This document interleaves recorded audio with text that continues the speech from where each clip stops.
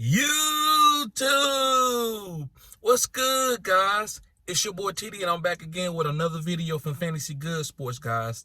And today's video is going to be on 5 deep sleeper tight ends that you should be picking up at the end of your drafts. If you don't have anybody else to pick up, you're not targeting anybody around there, but take a shot on these guys. So, guys, with no further ado, make sure you hit the like button and subscribe to this channel. This is cutting edge content. So, my first tight end, guys, that is a deep sleeper that you should be targeting is Taysom Hill. Yes, guys, Taysom Hill. And the reason why I think Taysom Hill is a great deep sleeper tight end is because, guys, he's using all facets of the offense.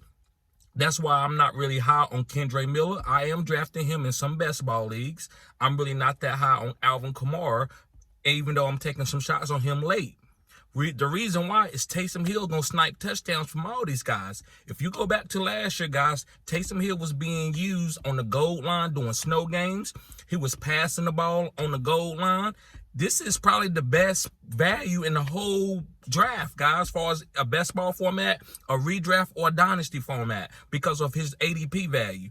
This guy can always come in and give you touchdowns and give you a floor bigger than a tight end, right? He can also, his ceiling is crazy, right? He could go have a bigger week than Travis Kelce because he could throw for 2 and run for 1. This guy can play any position. He can catch a pass. So I love Taysom Hill, guys. Last year, I was the only guy that said Taysom Hill was a secret weapon. And, guys, go look at my catalog and go look up that video. And people destroyed me in the comments, but I'm used to that. So, that's crazy. I'm not taking Taysom Hill. Why would I take Taysom Hill? He's a nobody. He can't do this. And he won a lot of people leagues, especially in certain weeks. So, guys, make sure you pick up Taysom Hill. Moving on to my second deep sleeper tight end is Trey McBride from the Arizona Cardinals. Yes, guys, Trey McBride. And the reason why I like Trey McBride is because of his real draft capital. Last year, they drafted this guy. What was he, the first tight end off the board last year?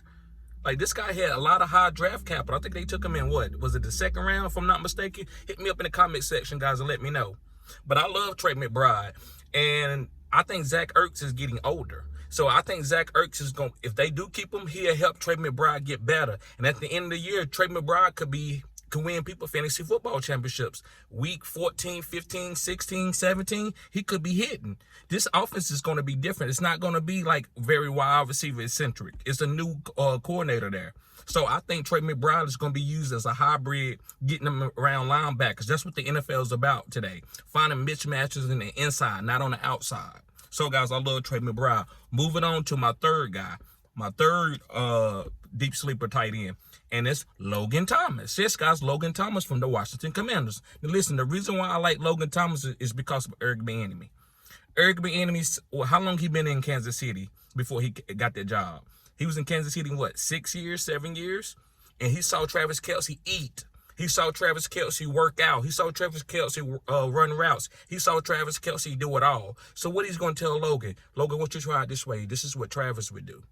Logan, why don't you run this route at this depth? This is what Travis did. So, hey, I'm not saying Logan Thomas is going to be Travis Kelce, but is Logan Thomas going to be a great value where you can get him and the ADP doesn't really matter? Yes. Guys, there's a lot of tight ends out there that people aren't going to even draft. You got to pick up off the waivers. This might be a streaming tight end year where you could get a good value, right? Now, we all know what Travis Kelce does and Mark Andrews and George Kittle does. But sometimes you can be okay with streaming a tight end, just like you do with quarterbacks. It's all in how you want to skin a cat. It's not always to skin a cat. I like to get top tight ends, but that don't mean that's the only way to win a fantasy football championship, guys. So I love Logan Thomas. I think this guy could be a red zone target. Those receivers are not big-time receivers, like far as tall. Like Jahan Dotson is a beast. I think he's a great route runner. He can catch touchdowns in the red zone. Terry McLaurin is a good wide receiver, but he's like 6'1", 6'2", right? And the biggest guy, which is 6'5", 6'6", is Logan Thomas. So I think they're going to use this guy around the goal line, guys. Make sure you pick up Logan for a great value. All right, guys, I got 2 more guys for you. My fourth guy that I think is a great deep sleeper tight end is Jake Ferguson. Yes, guys, Jake Ferguson. And the reason why I love Jake Ferguson, guys, is because Dak, #1 target since he's been in the NFL has been tight ends. He hyper-targeted Jason Witten. He hyper-targeted Blake Jarwin before he got hurt. And last year, he hyper-targeted Dalton Schultz, and Dalton Schultz was the top 12 tight end. So why not Jake Ferguson? People are going to be trying to double CeeDee Lamb. They're going to be trying to take Brandon Cooks away. They're going to be trying to take other guys away, Tony Pollard. Who's going to get the one-on-one coverage every time? It's going to be Jake Ferguson, guys. Yes, Jake Ferguson.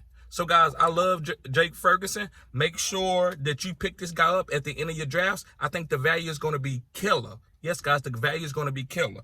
All right, guys, last but not least, guy, is Isaiah Likely from the Baltimore Ravens. Yes, guys, Isaiah Likely. And you saw last year, guys, when all those receivers was going down, Isaiah Likely had a game where he boomed. He was like, what, a top 5 guy that week? Where he had like 2 touchdowns and 80, 90 yards.